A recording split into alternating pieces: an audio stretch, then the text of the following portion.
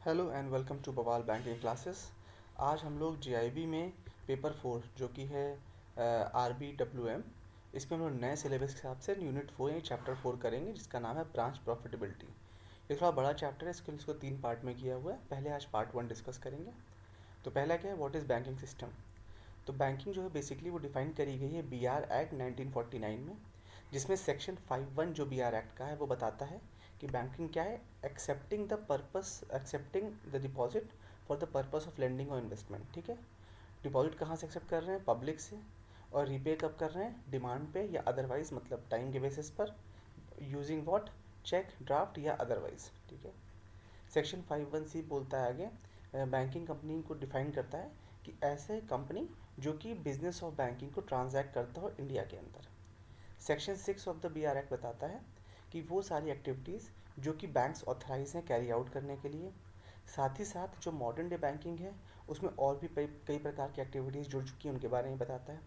एक और important aspect है BR एक्ट में जो सेक्शन 7(1) बताता है, उसमें ये कहा गया है कि कोई भी बैंकिंग कंपनी जो बैंक, बैंकर या बैंकिंग इन शब्दों का इस्तेमाल नहीं कर सकती है यदि वह बैंकिंग का काम नहीं करती है। तो सेक्शन 7(2) बताता है, फर्दर आगे बोलता है कि कोई भी इंडिविजुअल या ग्रुप ऑफ इंडिविजुअल अगर बैंकिंग के अलावा कोई और काम कर रहा है तो बैंक, बैंकिंग या बैंकिंग कंपनी इन शब्दों का प्रयोग नहीं कर सकते हैं।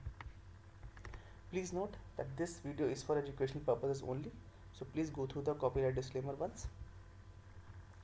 हिस्ट्री ऑफ बैंकिंग की आगे बात करते हैं। जो बैंकिंग सेक्टर इंडिया में डेवलप हुआ बेसिकली 3 फेज में डेवलप हुआ है, फेज़ 1, फेज़ 2, फेज़ 3।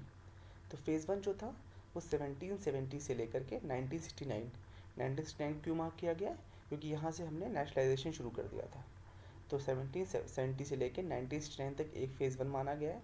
उसके बाद 1969 से लेकर 1991 में क्या हुआ था, LPG एरा आ गया था, लिबरलाइजेशन, प्राइवेटाइजेशन, ग्लोबलाइजेशन। तो वो एक एरा मान लिया गया। उसके बाद थर्ड है लिबरलाइजेशन के बाद वाला जो कि 1991 ऑनवर्ड्स है। नीचे एक फ्लो चार्ट दिया है, आप देख सकते हैं कि 1786 से लेकर 1947 तक प्री इंडिपेंडेंस पीरियड माना है आपने। उसके बाद पोस्ट इंडिपेंडेंस पीरियड में आपने 1947 से लेकर के आज तक की डेट को मान लिया है और उसको 3 पार्ट में डिवाइड किया है, प्री नेशनलाइजेशन, पोस्ट नेशनलाइजेशन और लिबरलाइजेशन पीरियड। प्री नेशनलाइजेशन मतलब 1969 से पहले वाला, पोस्ट नेशनलाइजेशन 1969 के बाद वाला, और लिबरलाइजेशन मतलब 1991 के बाद वाला। प्री इंडिपेंडेंस पीरियड की पहले बात करते हैं। इसमें क्या हुआ, 1770 में बैंक ऑफ हिंदुस्तान बनाया गया, पहला बैंक। ठीक है, जो कि इंडिया में था, कैलकाटा में बनाया गया। उस समय इंडिया की जो कैपिटल थी वो कैलकाटा थी, लेकिन हालांकि वो बैंक फेल हो गया और 1832 में उस बैंक ने ऑपरेशंस बंद कर दिए। जो प्री इंडिपेंडेंस पीरियड था उसमें करीब 600 बैंक रजिस्टर हुए टोटल, बट उनमें से बहुत कम ही जो है सर्वाइव कर पाए, ज़्यादातर फेल हो गए।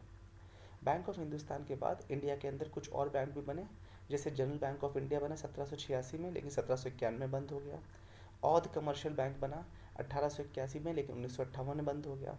फिर bank of Bengal, bank of Madras, bank of Bombay, ये सब बने 1809, 1840, 1843, और यही सब आगे चल के आज की डेट में आप इन लोगों को जानते हैं SBI के नाम से। ब्रिटिश पीरियड जब चल रहा था इंडिया के अंदर तो ईस्ट इंडिया कंपनी ने 3 बैंक डेवलप किए। कौन से, bank of Bengal, bank of Bombay and bank of Madras. इनको कहा गया प्रेसिडेंशियल बैंक्स।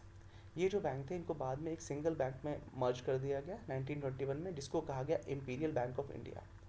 जो इंपीरियल बैंक ऑफ इंडिया था इसको बाद में नेशनलाइज किया गया 1955 में, और इसका नाम रखा गया SBI यानी स्टेट बैंक ऑफ इंडिया। नीचे कुछ बैंक्स का अलग अलग डेट दिया गया एस्टैब्लिशमेंट का, आप चाहें देख सकते हैं। हालांकि ये आपके इन एग्जाम्स के पॉइंट ऑफ व्यू से बहुत ज़्यादा रिलेवेंट नहीं है।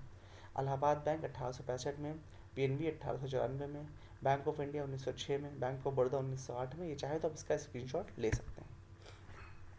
पोस्ट इंडिपेंडेंस एरा यानी कि 1947 से लेकर 1991 की बात करेंगे। इस टाइम में क्या हुआ, इंडिया को इंडिपेंडेंस मिल गई, तो जितने भी मेजर बैंक थे कंट्री के वो सब प्राइवेटली जो चल रहे थे, वो एक तरह से रूरल सेक्टर को सर्व नहीं कर रहे थे। बेसिकली वो बड़े लोगों को ही सर्व कर रहे थे जो वेल ऑफ थे। तो जो रूरल सेक्टर था, जो गरीब लोग थे, वो अभी भी मनी लेंडर्स यानी साहूकारों के चक्कर में पड़े हुए थे। इस प्रॉब्लम को सॉल्व करने की एम से गवर्नमेंट ने क्या डिसाइड किया कि BR एक्ट 1949 के अंतर्गत इन लोगों को नेशनलाइज करने का निर्णय ले लिया। और सबसे पहले क्या किया गया, 1955 में स्टेट बैंक ऑफ इंडिया को और उसके साथ में 14 अदर बैंक को नेशनलाइज करने का प्लान किया गया। स्टेट बैंक ऑफ इंडिया 1955 में कर दिया था, और 1969 से लेकर 1991 तक 14 और बैंक को भी नेशनलाइज किया गया। इसके लिए कंडीशन जो रखी गई वो आप याद कर लीजिएगा। कि जो मिनिमम डिपॉजिट था वो 50 करोड़ रखा गया, ठीक है, जिसका नेशनल डिपॉजिट 50 करोड़ था उसी को नेशनलाइज किया गया। ये 14 बैंक दिए गए हैं जो 1969 में नेशनलाइज किए गए थे। आप चाहें तो देख सकते हैं एक नज़र, लेकिन बहुत रेलिवेंट नहीं है। इसके बाद 1980 में सेकेंड फेज ऑफ नेशनलाइजेशन हुआ, आपको पता है। इसमें 6 बैंक लिए गए थे, कौन कौन से? Andhra corporation, new bank of India, oriental bank of commerce, Punjab and Sind bank और विजया बैंक, ये सब लिए गए सेकेंड फेज में। तो इन 20 बैंक जो ऊपर हमने मेंशन किया, मतलब 14 1969 में और 6 1980 में। इसके अलावा जो 7 सब्सिडरीज थी एसबीआई की, उन्हें भी नेशनलाइज किया गया 1959 में। इसमें कौन कौन है? State bank of Patiala, Hyderabad, Bikaner. अगर अभी आपने शायद 10-15 साल पहले तक इनके नाम देखे होंगे, इनके बोर्ड्स भी देखे होंगे, लेकिन अब ये नहीं है, ठीक है, क्योंकि 2017 में पूरी तरह से सारे मर्ज कर दिए गए हैं। तो ये सारे बैंक 2017 में मर्ज किए गए, लेकिन बैंक ऑफ सौराष्ट्र जो था वो 2008 में मर्ज किया गया था।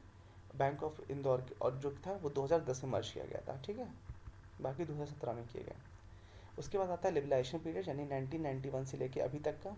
तो इसमें क्या हुआ कि जो नेशनलाइज पब्लिक सेक्टर बैंक थे, उन पे स्टेबिलिटी और प्रॉफिटेबिलिटी के एम से गवर्नमेंट ने डिसाइड किया कि एक कमेटी बनाया, किसके अंतर्गत? श्री एम नरसिम्हम के अंतर्गत, कि वो उसको लीड करेंगे। और उसमें इन्होंने लिबरेशन पीरियड के सारे जितने भी टास्क थे वो रखे। तो इसमें सबसे बड़ा डेवलपमेंट था वो था introduction of private sector bank in India, LPG, यानी लिबरलाइजेशन, प्राइवेटाइजेशन, ग्लोबलाइजेशन जो 1991 में आया। तो उसके बाद उन्होंने इंडिया में प्राइवेट सेक्टर बैंक इंट्रोड्यूस करना शुरू किया, जिसके लिए आरबीआई ने 10 प्राइवेट सेक्टर को लाइसेंस दी सबसे पहले। कौन कौन से थे वो नीचे लिस्ट दी हुई है। Global trust bank, ICICI bank, HDFC, Axis bank of Punjab, IndusInd, Centurion, IDBI, Times bank, development credit bank. With this we have come to end of the part 1। I hope you like the session. Part 2 हम लोग next video में discuss करेंगे। Thank you so much for your valuable time. Do let me know if you have any suggestions.